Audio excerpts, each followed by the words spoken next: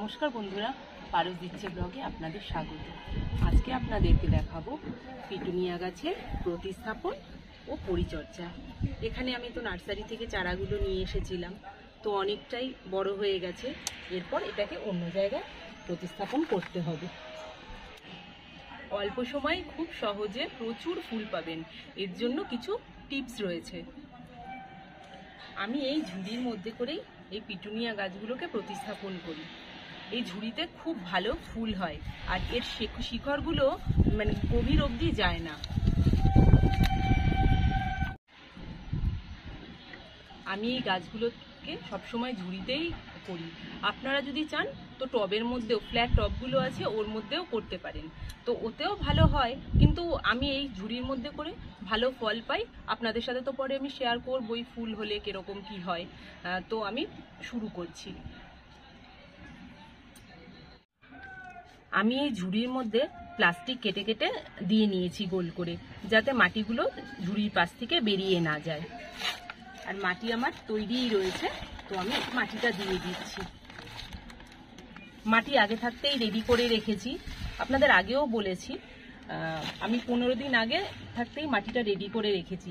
এর মধ্যে, এই মাটির মধ্যে রয়েছে 30% গোবর সার, পুরনো গোবর সার, আর সঙ্গে রয়েছে সর্ষে খোল, নিম খোল, হাড় গুঁড়ো, শিংকুচি, পটাশ। মাটিটা দিয়ে আমি ভর্তি করে নিচ্ছি।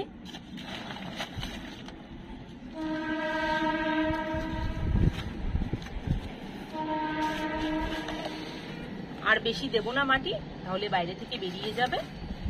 এরপর গাছটাকে লাগাবো। দেখুন গাছটা কত বড় হয়ে গেছে। আগে তো আপনাদেরকে দেখিয়েছিলাম যে কত ছোট্ট ছোট্ট চারা নিয়ে এসেছিলাম। তো এটা আস্তে আস্তে কাগজটাকে খুলে খুব সাবধানে বার করে গাছটা প্রতিস্থাপন করব।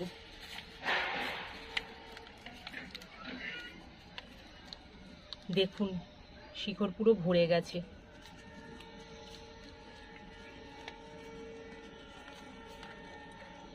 এই গাছটা তো লাগাবোই, সঙ্গে আপনাদেরকেও বলবো যে কিভাবে পরিচর্যা করলে এতে খুব তাড়াতাড়ি ফুল পাবেন। খুব সামান্য কিছু উপায় অবলম্বন করলেই আপনারা এই গাছে খুব তাড়াতাড়ি ফুল পাবেন। মাটির মধ্যে তো জৈব সার দেওয়া রয়েছেই, আর সপ্তাহে 2 দিন খোল পচা জল দেবেন, তাহলে গাছ খুব দ্রুত বেড়ে যাবে।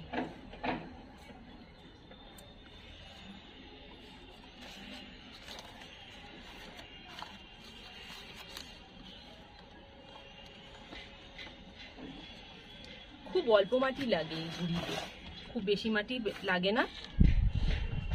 আর ফুলও হবে যখন দেখাবো আপনাদেরকে, পুরো একদম ভরে যায়, গাছের পাতা অবধি দেখা যায় না।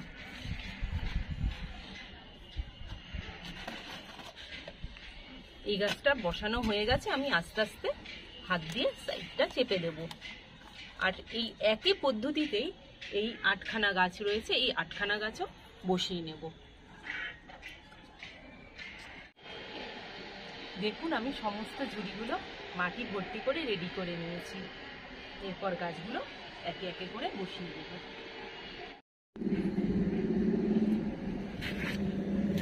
গাছগুলো আমার বসানো হয়ে গেছে, এরপর জল দিয়ে দেবো গাছগুলোর মধ্যে।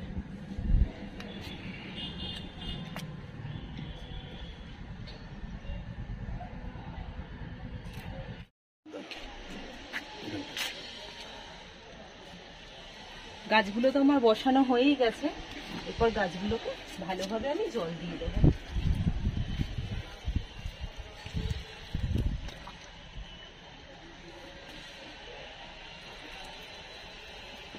ভালো করে মাটিটা ভিজিয়ে ভিজিয়ে জল দিয়ে দেবো। আর আজকের দিনটা ছাওয়াতেই রেখে দেবো গাছগুলোকে, কালকে সকালবেলা রোদ ওঠার পর রোদে দেবো।